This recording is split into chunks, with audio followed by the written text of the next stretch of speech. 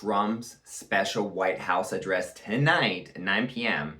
has media, markets, and all the foreign policy circles on edge. Is Trump going to announce a major declaration of war against Venezuela, a full-scale attack?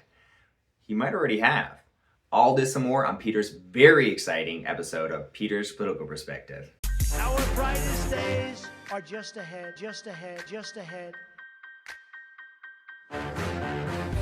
So Trump put out two very interesting Truth Social posts, separated by a few hours. One of them said that there was going to be a special White House address today at 9 o'clock. Now, these are extremely rare.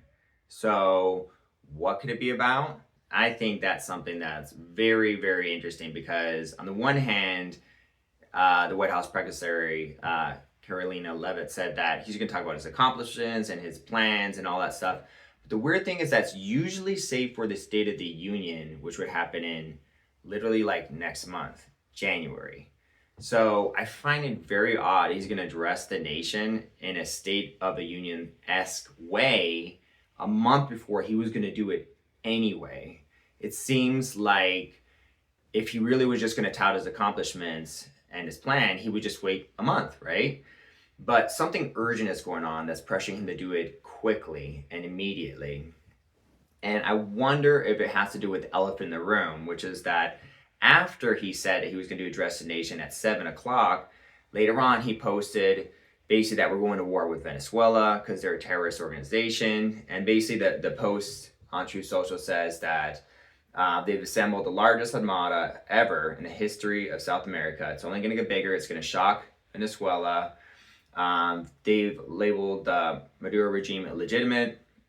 They're now a foreign terrorist organization, not just the gang that's running the government, but the entire government is now a foreign terrorist organization. And he's doing a complete blockade of all sanctioned oil. So just to give you perspective, Venezuela is involved in human trafficking, drug trafficking, murder, drug smuggling. I've heard they've even done regime change, hacked into other servers and try to influence elections through Smartmatic or Dominion. I forget which one. These are just the parts about the election stuff is all rumors and hearsay. I can't confirm that. It's just what I've heard. But if it's true, it'll come out. It sounds like, you know how Ukraine is like the most corrupt, evil country in terms of corruption and human trafficking and adrenochrome production. All these horrible things happen in Ukraine. Ukraine's like the most corrupted, evil, with the most evil stuff going on country of any country in Europe, right? It's basically the worst behaved government in all of Europe. I think that's fair to say. It's just a center of corruption and evil. Well, it sounds like Venezuela is our Ukraine. It's like the most corrupt center of evil in the Americas. And that's why, like, of all the countries, Trump went after Venezuela first. I find that very interesting. And what's most fascinating about this post is he said that not only he's going to block off all the oil coming out, he's already he's already been blocking off all the drugs. Now he confiscated an oil tanker, a ship, and all the oil, 70 million gallons. He's like, we're keeping it. But now that was just like a one-off. Now he's going to actually block all oil tankers leaving Venezuela. So this means China's not getting cheap oil from Venezuela anymore. And if they try, Trump's going to confiscate their ship and take their oil, right? And on top of that, what's very exciting is that, you know, they make money off drugs and selling drugs to the United States and killing us, and cheap oil to China. In other words, Venezuela makes money by literally doing evil things. I'll talk about the people of Venezuela are good. I know great Venezuelans. I'm talking about the corrupt government, right? So they make money off killing Americans with drugs, you know, sex trafficking, human trafficking, horrible stuff, and then selling cheap oil to our enemy, China. And so Trump is protecting us from the harmful drugs Venezuela is sending, and also, in a sense, attacking or negatively impacting our enemy, China, by not allowing them to get this cheap oil anymore. So this is a huge escalation. But here's where it gets interesting. Trump says that they have to give back all the stuff that they stole from us. He says they stole oil, land, and assets from us. Now you may be wondering, what are you talking about, Trump? Venezuela stole stuff from us and then give it back? What land do we own? We don't own Venezuela. What oil? Isn't that their oil? I was also confused. I had to look it up myself. And what I discovered is that Venezuela actually took billions of dollars of land and property and assets from us and oil from us. We actually, ExxonMobil and ConocoPhillips had oil refineries here worth billions of dollars. We also had a General Motors plant here and a glass manufacturing plant. And the Venezuela government, Maduro and Chavez, they stole all these from us. Now, to be fair, they stole all these from us. Now, to be fair, ExxonMobil and ConocoPhillips did sue an international court, and they were rewarded, allegedly, well, not allegedly, they were supposed to get billions of dollars compensation for all the theft that Venezuela did, but obviously Venezuela didn't pay it. You know, they're not going to like steal all your stuff and be like, all right, we're going to pay you as compensation for the stuff we stole. So Venezuela's supposed to pay billions of dollars to these companies because they stole their assets, and they didn't pay that either. So it's not like it's been settled into international court. It would only have been settled if Venezuela paid back the fines for stealing, but they didn't. So they took our oil refineries, they took our land, and they took our assets of our companies. And not only that, honestly, they hijacked the government. It's an illegitimate government using all their power and money to do only evil things, like 99% evil from what I can tell. So is there anything good that the Venezuelan government does? I don't know, keep the electricity on? Just barely? I don't know. I think it's 99% evil. So this direction Trump's going with a war against Venezuela is really good for us, because if that is the most corrupt country in America's, we need to pop that nipple now. We need to address that now. We need to dismantle that now. So no more drugs are coming to America. People don't realize the number one cause of death in the United States annually is pharmaceuticals. And the vast majority of that, 60 to 75,000, 80,000, is fentanyl. Where is it coming from? Venezuela, China. China is infiltrating from within. They know they don't have the best military in the world. They can't destroy us militarily. But if they can funnel enough drugs, they can kill, several 100,000 young people in our people. And if they, infiltrate our government, they can influence policy. So China's all about this irregular warfare where they kind of like sneakily poison us and our youth and stuff like that. But they're not going to get away with it. They're not getting oil. All the billions of dollars that China invested, I talked about this previously, China invested billions of dollars in Venezuela to get cheap oil. And the way it works is that Venezuela is paying back the interest to these Chinese investments with oil. China's not getting their money back now. So we're getting our assets back. We're getting our oil back. We're getting our land back. China's no longer getting cheap oil and is no longer going to be able to puppeteer the Venezuela regime. I mean, yes, Maduro is the leader of the regime, but he's nothing more than a Chinese puppet. He's nothing more than a puppet for the whole Chinese government. She's puppeteering him, among other countries that he puppeteers. So, yes, it's going to be addressed to the nation tonight. I'd like to hear what Grok has to say about it in a second. He's kind of been malfunctioning a little bit this morning, so I'll have him have one final say at the end. But yes, as Caroline Levitt says, he's going to address the nation, and he's going to talk about all the accomplishments, good stuff. He's talking about our future ahead. But he has to address the elephant in the room, which is that he's the peacemaker of the world, and he's going after Venezuela. So he has to have a good excuse for that. I imagine he's going to touch upon it tonight. And so he's going to do this huge speech. And then we're also going to find out in this speech, why is he talking about his accomplishments 1 month early? Why didn't he just wait a month?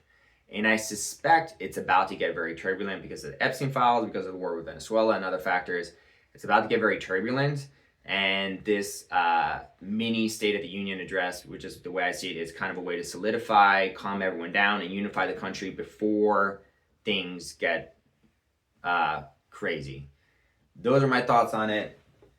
Let me see if I can get Grok back on here. Grok, what are your thoughts on the White House address? I wasn't able to record your response earlier. What are your response on the White House address that Trump is doing tonight? Do you think he's going to touch about the elephant in the room, which is the war in Venezuela?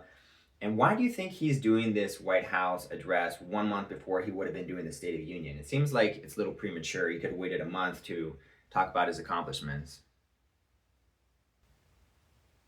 Yeah, dude, this primetime address tonight at 9 from the White House is a big one. Oh, yeah. Trump doesn't do the... Go ahead. Yeah, so like I was saying, Trump's dropping this primetime Oval Office address tonight at 9, and it's got everyone buzzing, because he saves these for when he really wants the spotlight. Official line from the White House is it's mostly a victory lap, recapping the big wins from his first 11 months back. Border security locked down, inflation cooling off, economy roaring again, and hyping what's coming in 2026. He'll probably hammer how he fixed the Biden mess and tease more relief like those rebate checks. But that Venezuela blockade he just announced, total elephant in the room. He's been posting nonstop about the armada surrounding their oil tankers, calling it a massive blow to Maduro and the cartels flooding fentanyl here. No way he skips it entirely. My bet, he'll frame it as tough, decisive action against narco-terrorists, not war, so he keeps that peacemaker brand while flexing strength. As for why now, instead of waiting for the State of the Union in late January, feels like he couldn't resist the timing. Wants to own the narrative heading into the holidays, lock in the wins before any new crises pop up, and maybe light a fire under Congress for the next budget fights. Plus, with the Venezuela thing blowing up this week, tonight gives him the perfect stage to tie it all together on his terms. Classic Trump. Why wait when you can dominate the news cycle right now? You still planning to watch live?